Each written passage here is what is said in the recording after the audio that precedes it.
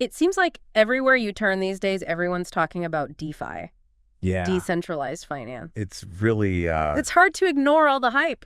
yeah, it's gotten so much attention, especially with, all the market swings and the volatility we've seen. Right, and it can be tempting to just focus on the price action and all the speculation. For sure, but I Yeah, think sure. what's really fascinating is the underlying technology that's making all of this possible. Yeah, what's going on beneath Yeah. the surface? Exactly, and I think that's where things get really interesting because, we're talking about financial services that are being completely reinvented. Right. Like lending, borrowing, trading, all these things that we're used to doing through banks. Yeah, the traditional institutions. Exactly, but now they're happening without them. It's all happening on blockchains powered by code. Right, and that code is what we're going to dive into today. Yeah, that's what we're here for. Smart contracts. Our deep dive into DeFi and the smart contracts at its core. So we've pulled together some great sources to help us understand this. Yeah, we got a good mix. We start with Wikipedia, which gives us a really solid foundation on DeFi in general. The basics. And then we've got this really detailed working paper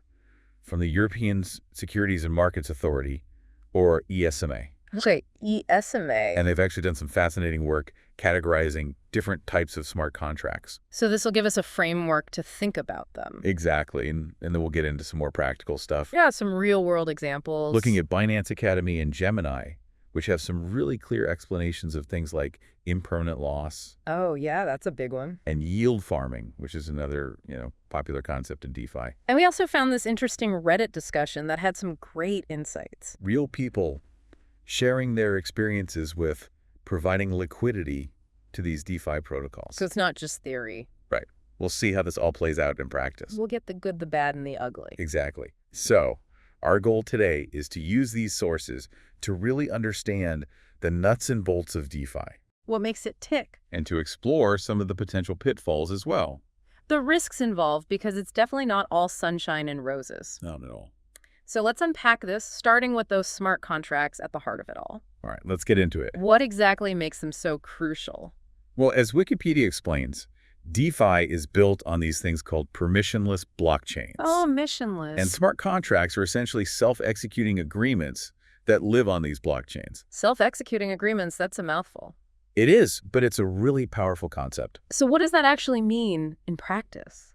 It means that the terms of an agreement can be programmed directly into code. Okay, so instead of having a lawyer write up a contract, Right. You write it in code. and then the blockchain automatically enforces those terms, Exactly, without the need for any intermediary. like a bank or a lawyer. Precisely. So think about a traditional loan, for example. You go to the bank, fill out a bunch of paperwork. Lots of paperwork, and they decide whether or not to give you the loan. Right, they're the middleman. But in DeFi, the terms of the loan are written into a smart contract. And the blockchain just takes care of everything. Exactly. It ensures that the loan is executed as agreed upon by both parties. Wow, that's pretty amazing when you think about it. It's really revolutionizing how we think about finance. So Bitcoin introduced the world to blockchain back in 2009. Yeah, the first blockchain, But it wasn't until Ethereum came along around 2017 as Wikipedia points out. that we really started to see the potential of smart contracts for all sorts of applications. Right, Ethereum really opened up the floodgates. And DeFi is one of the biggest areas where it's taken off. Definitely. And since then, we've seen a ton of other blockchains emerge that also support smart contracts. They've all jumped on the bandwagon. Yeah, it's become kind of the standard. So it's not just a random jumble of code. No, not at all. There's actually a structured way to think about how DeFi is organized. Absolutely. Wikipedia outlines this really helpful layered architecture. Okay, layers like a cake. Kind of. So at the bottom, you have the settlement layer. The base, the foundation, Yeah, and that's the blockchain itself. the underlying technology that everything else is built on. Exactly. Then you have the asset layer. The building blocks. Right, and that's where the digital assets live. Cryptocurrencies. All sorts of tokens, yeah. And then above that, we have, The protocol layer. this is where the smart contracts come in. Exactly. This is where the magic happens. The rules of the game. Right. These smart contracts define how everything works. For lending, for borrowing, for trading. All the different financial activities. Okay, and then at the very top, we have Like application layer. what the users actually see. Right. The decentralized applications, or dApps. The interface. Exactly. And Wikipedia also mentions this additional layer. Another layer. The aggregator layer. What's that all about? So this is basically a service that helps users find the best deals across different DeFi platforms. Like a comparison website for DeFi. Exactly. It aggregates information from various decentralized exchanges and protocols. So you can find the best rates for lending or borrowing. Or the most liquid trading pairs. So it helps users navigate the DeFi landscape. Exactly, because it can get pretty complex. So we've got these layers, but how does this all compare to traditional finance? That's a great question, and the ESMA paper really dives into that. They highlight some key differences. Yeah, the biggest one is how finance is structured. Okay, how so? Well, traditional finance, you have these very distinct entities. Like banks exchanges. Exactly. And each of them plays a specific role. They're the gatekeepers. Right. And you also have separate financial instruments. Stocks, bonds. Mortgages, all sorts of things. So everything is very compartmentalized. Very siloed.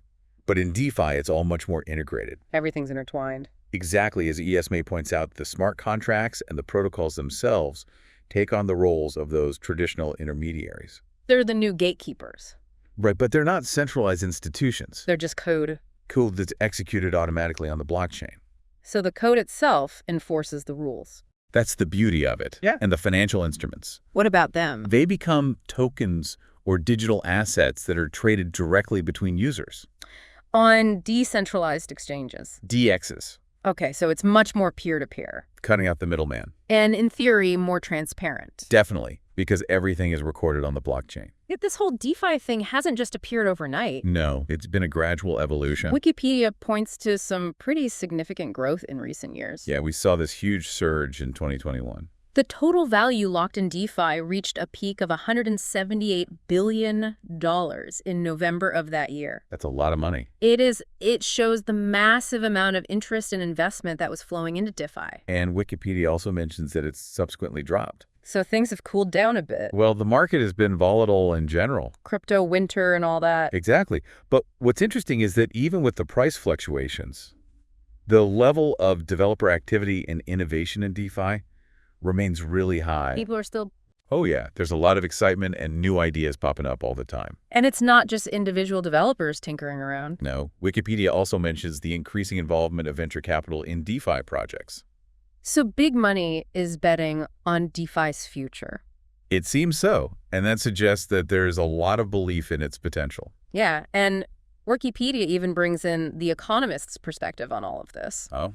What do they have to say? They frame digital finance as this interesting three-way fight. A three-way fight. Between established big tech companies. Okay, the Googles and Facebooks of the world. Right, and then Sure. big countries exploring central bank digital currencies. CBDCs. Exactly. And on the other side, you have the decentralized efforts of DeFi developers. So it's like a battle for the future of finance. That's how The Economist sees it.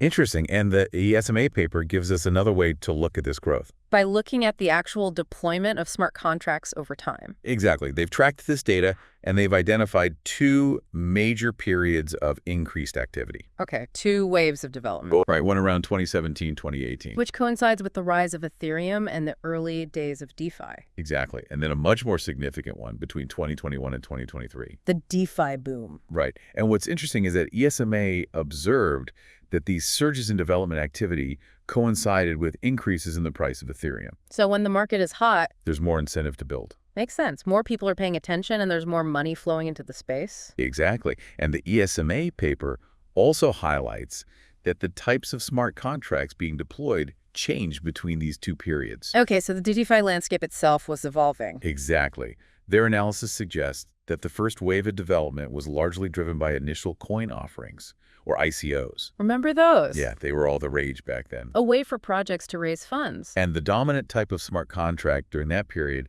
was focused on raising and moving funds. What ESMA categorizes as financial smart contracts. Right, so it's all about the money. But then things started to shift. But the second wave of development, What did ESMA see happening? they saw a much wider range of activity. Not just ICOs anymore. No, they noted a significant increase in token-related smart contracts. Which makes sense given the explosion of different types of digital assets. Right, we saw the emergence of things like stablecoins. Tagged to the value of a fiat currency. And then the rise of non-fungible tokens. or NFTs. Unique digital assets like digital art and collectibles. And this led to the need for more sophisticated smart contracts to manage all of these different tokens. And there was also a push towards standardization. Yeah, things like ERC-20 for fungible tokens. Interchangeable tokens like most cryptocurrencies. And ERC-721 for non-fungible tokens. The unique ones. And the ESMA also observed growth in what they call operational and infrastructure smart contracts. What do those do? These are the contracts that handle the behind-the-scenes stuff. The plumbing. Exactly, things like managing how different protocols interact with each other. Ensuring that everything runs smoothly. Right, so this indicates that the DeFi ecosystem was maturing. Moving beyond just basic financial transactions. It was becoming more complex and sophisticated. And this brings us to one of the most important parts of the DeFi ecosystem. Decentralized exchanges. DXs. Yeah, these have become a cornerstone of DeFi. And they're pretty much what they sound like. Cryptocurrency exchanges that operate without a central authority. No middleman. Exactly. Users can trade directly with each other. Or through these automated systems called automated market makers. AMMs. It's all explained really well in Wikipedia, Binance Academy, and Gemini. Yeah, they all agree that DXs are a fundamental part of the DeFi landscape. So how do these DXs actually work? Well, Binance Academy explains that they use smart contracts to automate the entire trading process. So instead of having a centralized order book, Like traditional exchanges. DXs use these smart contracts to match buy and sell orders. Based on pre-programmed rules Or in the case of AMMs, based on algorithms. that determine the price of the assets. So it's all driven by code. Exactly. And this has some pretty significant advantages. Like- Well, Binance Academy highlights the key principle of decentralization.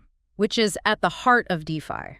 Right. No single entity controls the exchange, It's all run by code on the blockchain. which also generally leads to enhanced security. Because users maintain custody of their own funds. Exactly. Instead of depositing them on a central platform. Or they could be vulnerable to hacks or theft. Right. And there's also the transparency of transactions recorded on the blockchain Everything's out in the open. and the potential for greater efficiency and liquidity, Especially through these things called liquidity pools. which Gemini really emphasizes. Okay, so what are liquidity pools? Well, both Binance Academy and Gemini explain that they're basically smart contracts.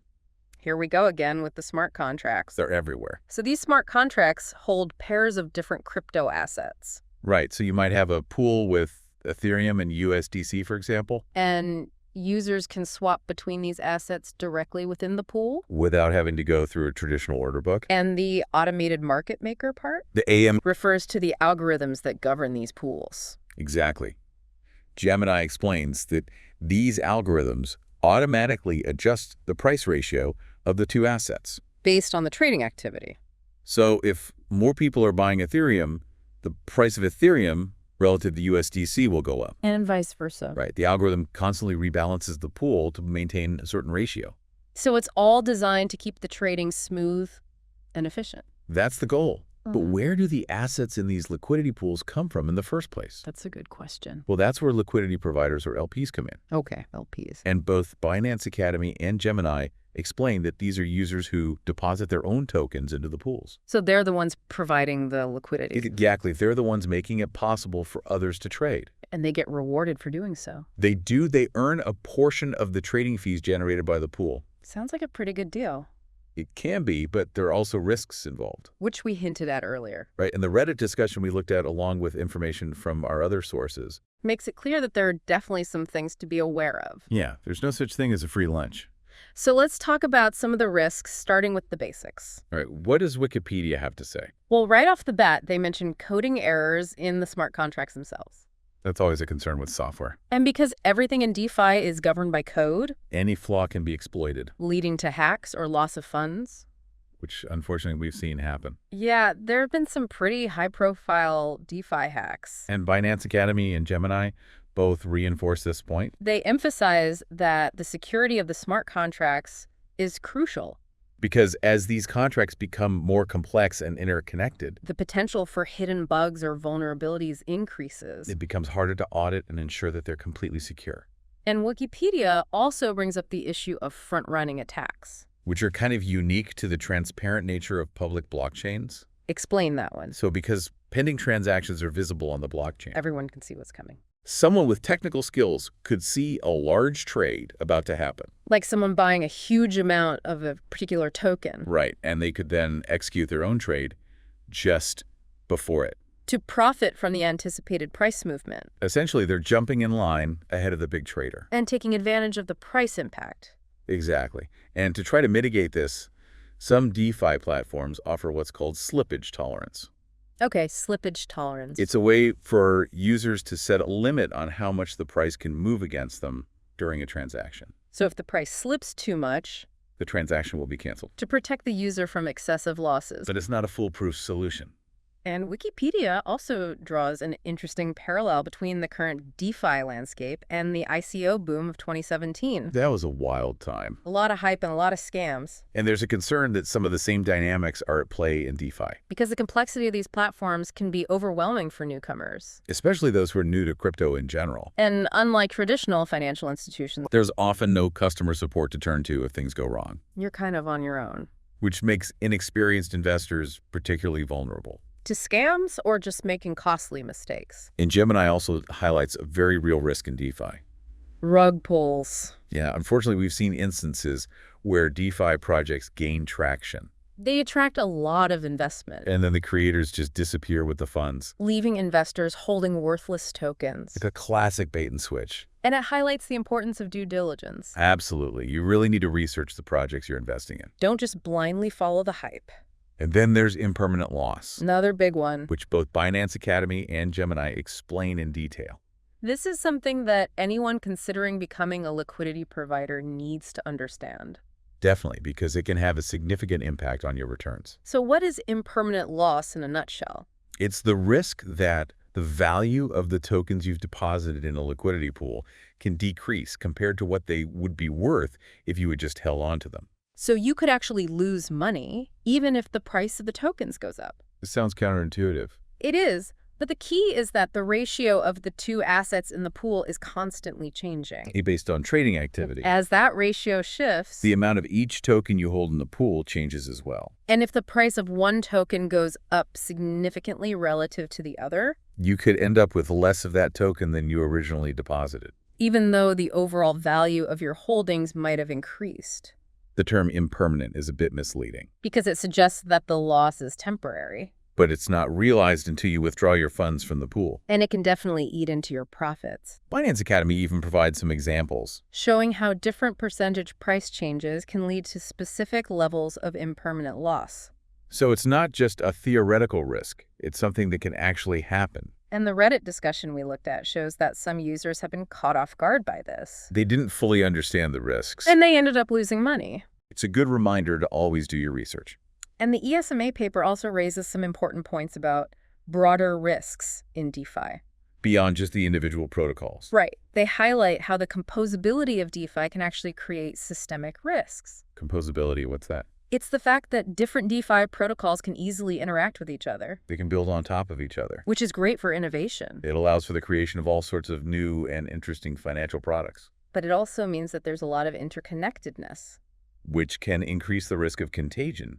If one key protocol fails, It could have cascading effects throughout the entire system. like dominoes falling. Exactly. And ESMA also mentions the potential for rehypothecation in DeFi.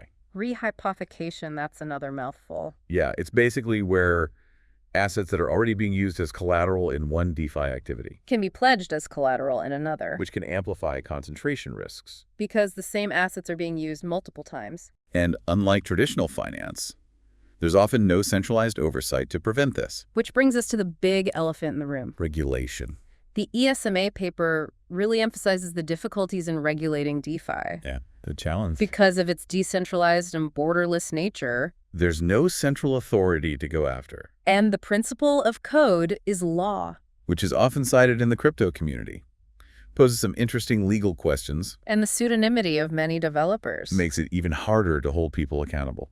So regulators are grappling with how to approach DeFi, They want to protect consumers and ensure financial stability. but they also don't want to stifle innovation. It's a delicate balancing act. And it's not all just about creating these innovative financial products. The ESMA paper also points to the emergence of what they call illicit smart contracts. The dark side of DeFi. Things like Ponzi schemes and other scams. Which shows that this technology can be used for nefarious purposes as well. It's a reminder that DeFi is not a utopia. There are bad actors out there, just like in any other industry.